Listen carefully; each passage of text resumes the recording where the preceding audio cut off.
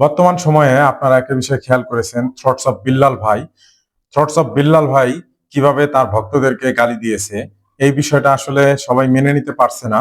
Thoughts of Billal ভাইয়ের যে পূর্বের যে ব্যাকগ্রাউন্ড সেটা একটু খেয়াল করতে হবে। হোটেল বয় থেকে সে কিভাবে সবার জনপ্রিয় একজন কন্টেন্ট ক্রিয়েটর এবং সবার অনুপ্রেরণা হয়েছে, সেই দিকটা যদি খেয়াল করেন তাহলে বিল্লাল ভাই যে গালি দিয়েছে এটা একদম অন্যায় করেছে আমার দৃষ্টিকোণ থেকে। আমি মনে করি বিল্লাল ভাই যে একটা প্রোগ্রামে গিয়েছে, ওইখানে যে গালিগালাজ করেছে এটা মোটেও ঠিক করে নাই। বিল্লাল ভাইয়ের উচিত ছিল তার যে ভক্ত, তার যে দর্শক বিন্দুরা আছে তাদেরকে ভালো করে বোঝানো। বুঝাইলে অবশ্যই বুঝতো। যদি বিল্লাল ভাই সবাইকে গালাগালি না করতো তাহলে আজকে আর এরকম ভিডিও সবাই করতো না, বিল্লাল ভাইয়ের পিছনে লাগতো না। আরেকটা বিষয় এখানে আছে, বিল্লাল ভাই যখন ফেসবুক প্ল্যাটফর্মে ইনকাম করেছে 44 লক্ষ টাকা, সেই ইনকামের যখন সোর্সটা সবাইকে বলল, তারপর থেকে সবাই ফেসবুক প্ল্যাটফর্মে কন্টেন্ট ক্রিয়েশন শুরু করে দিল। এটার দায়ভার কে নিবে? এই যে মানুষগুলো চাকরি ছেড়ে দিয়ে এই কন্টেন্ট ক্রিয়েশনের পিছনে ছুটছে।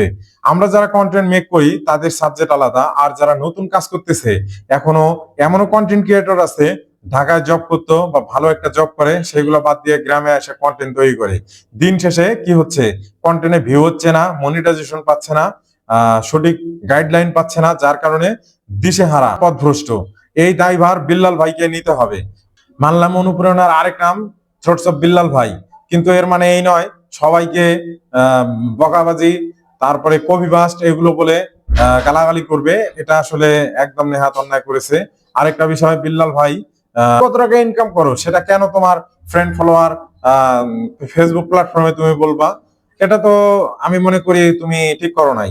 আর এই যে 3 মাসে 44 লক্ষ টাকা, এই 44 লক্ষ টাকা বলার পরে সবাই কন্টেন্ট ক্রিয়েশনে একবারে মানে দেখাশোনা নাই, যা হয় হোক এইভাবে কাজ করতেছে। আসলে এই যে কন্টেন্ট ক্রিয়েশনে আসছে তারা তো কখনো ভাবেও না যে কন্টেন্ট কিভাবে তৈরি করতে হবে, কিভাবে ভিডিও আপলোড দিতে হবে, এগুলা তো কোনো ক্রমেই তাদের জানা ছিল না। এখন কন্টেন্ট ক্রিয়েশনে আসছে, এখন দেখতেছে ভিউ নাই, টাকা নাই, কি হচ্ছে? চাকরিও নাই, এখন তো সবাই পথভ্রষ্ট। এগুলা নিয়ে অনেকেই আমার কাছে আসে, অথবা আমরা যারা ভিডিও তৈরি করি তাদের কাছে আসে। আমরা তাদেরকে কি বলবো? কোনো জবাবই তাদেরকে দিতে পারি না। আসলে বলার মতো কোনো কিছুই নাই। তাদেরকে একটা মাত্রই সান্ত্বনা দিচ্ছি, তোমরা ভিডিও করো, দেখা যাবে কোনো এক সময় সফলতা আসবে। আমরা এইটাই বলে তাদেরকে সান্ত্বনা দেই। এই যে বিল্লাল ভাই যে বিষয়টা সবার মধ্যে ছড়ায় দিছে, সবার মধ্যে একটা হিংসা তৈরি করে দিছে যে কন্টেন্ট ক্রিয়েশন করে 44 লক্ষ টাকা কামাইছে, এইটা সবাই দেখে এখন ভিডিও করা শুরু করে দিছে। 44 লক্ষ টাকা পায় না, সবকিছু নিয়ে এখন পরিবারের কাছে কথা শুনতে হয়, বন্ধু বান্ধবের কাছে কথা শুনতে হয়, ভাই ব্রাদার যারা আছে তাদের কাছে কথা শুনতে হয়। তা এই বিষয়গুলো আমার কাছে খুবই খারাপ লাগে। একটা মানুষ কর্মের মধ্যে ছিল, কি দরকার এই ইনকামের কথাটা শেয়ার করা? ইনকামের কথা শেয়ার করেই আজ কিন্তু এই অবস্থা। এখন বিল্লাল ভাই যে জায়গায় যায়, এখন যদি বিল্লাল ভাই একটা চা খাইতে যায়, মানুষ বলে একটা ভাই একটা সেলফি। এখন বিল্লাল ভাই এইগুলো মাইনে নিতে পারতেছে না, যার কারণে সবাইকে গালি দিচ্ছে, দূরে সরাই দিচ্ছে। এখন আমরাও এমন লোক, আমরা এগুলো বুঝতেছি না যে একটা মানুষ একটু নিরিবিলিতে সময় কাটাবে, আমরা তাকে একটু সময় দেই, সে নিরিবিলিতে একটু সময় কাটাক, কিন্তু আমরা একদম তার পিছনে, মানে কি বলি আর, বলার মতো ভাষা নাই, তার পিছনে সব সময় আমরা আছি। একটা মানুষ কতক্ষণ আর এইভাবে মানে বেঁচে থাকতে পারে? এই বিষয়টা আমরা কোনো ক্রমেই বুঝতে চাচ্ছি না। আর বিল্লাল ভাই, বিল্লাল ভাইয়ের একটা বিষয় বোঝার এখানে আছে, সেটা হচ্ছে বিল্লাল ভাই কিভাবে থ্রটস অফ বিল্লাল হলো, এই বিষয়টা বিল্লাল ভাইকে আগে বুঝতে হবে। বিল্লাল ভাইয়ের যে ভক্ত, ভালোবাসার যারা আছে, তাদের কারণেই কিন্তু আজকে থ্রটস অফ বিল্লাল। এমনি এমনি থ্রটস অফ বিল্লাল হয় নাই। সবাই আপনাকে ভালোবাসছে, সাপোর্ট করছে, এই কারণেই আপনি আজকে থ্রটস অফ বিল্লাল। না হলে আপনি কোনো ক্রমেই হোটেল বয় থেকে একজন জনপ্রিয় কন্টেন্ট ক্রিয়েটর হতে পারতেন না।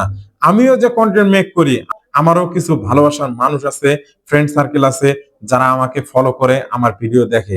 আমিও তাদের কারণে আজকে এই পর্যন্ত আসছি।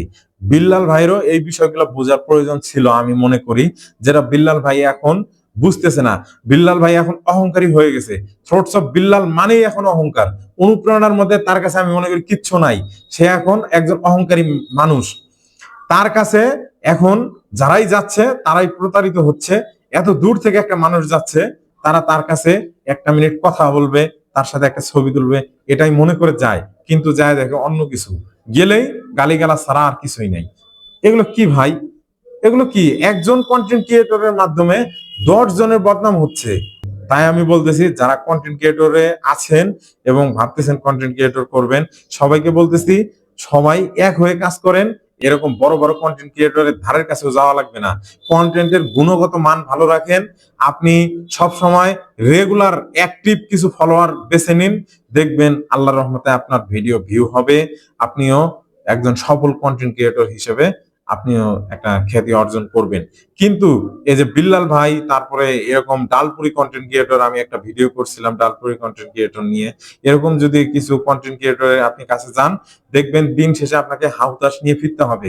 আপনি ওইখান থেকে এক চিমটি কোনো কিছু শিখতে পারবেন না। আপনাকে শেখাবে আমাদের মতো কন্টেন্ট ক্রিয়েটর।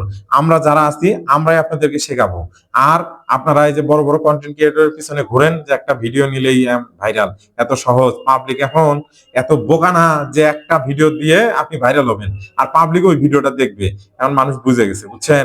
এই জন্য সবাই সচেতন হন, আর এই সমস্ত কন্টেন্ট ক্রিয়েটরের পিছন ছেড়ে দিন, নিজেরা কিছু করার চেষ্টা করুন, দেখবেন আপনার ভিডিও ভিউ ভালো হবে, ভিডিওর রিচ এঙ্গেজমেন্ট বাড়বে, দেখবেন এমনিতেই মনিটাইজেশন আসবে।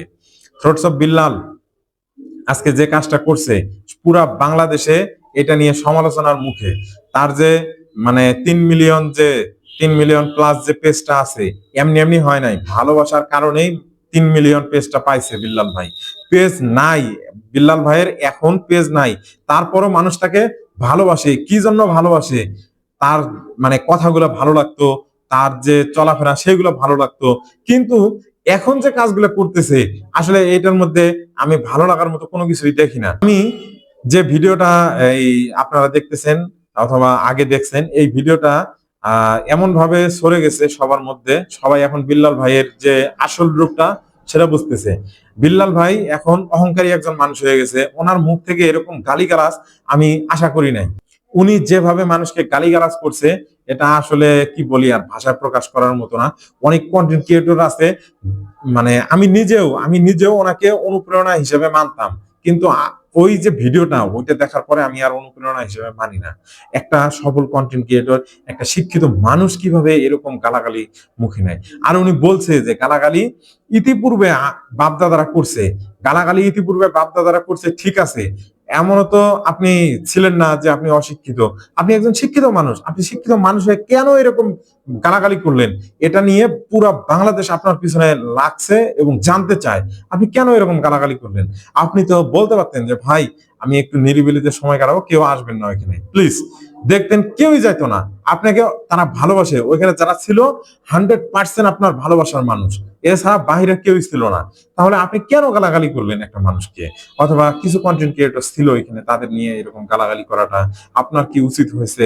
আর এই বিষয়ে যারা একমত তারা অবশ্যই কমেন্ট করে জানাবেন। তো সবার উদ্দেশ্যে একটা কথা বলতে চাই, আপনারা এরকম কন্টেন্ট ক্রিয়েটরের পিছন ছেড়ে দিন, এদের পিছনে দৌড়াদৌড়ি করে লাভ নাই।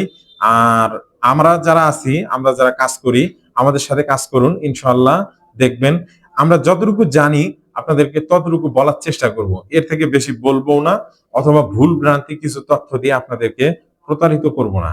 আপনারা আমাদের কাছে আসেন, কিংবা আমাদের কমেন্ট বক্সে মেসেজ করেন, আপনি কমেন্ট করেন, তাহলে দেখবেন যে আমরা আপনাদেরকে এই পরামর্শগুলো দেব সুন্দরভাবে। আপনারা এইগুলা নিয়ে কাজ করুন, দেখেন ইনশাআল্লাহ আপনারা সফলতার দ্বার প্রান্তে উঠে যাবেন এবং আমরা আপনাদেরকে সফলতার দ্বার প্রান্তে নিয়ে যাব।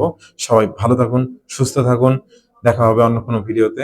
আসসালামু আলাইকুম ওয়া রাহমাতুল্লাহ।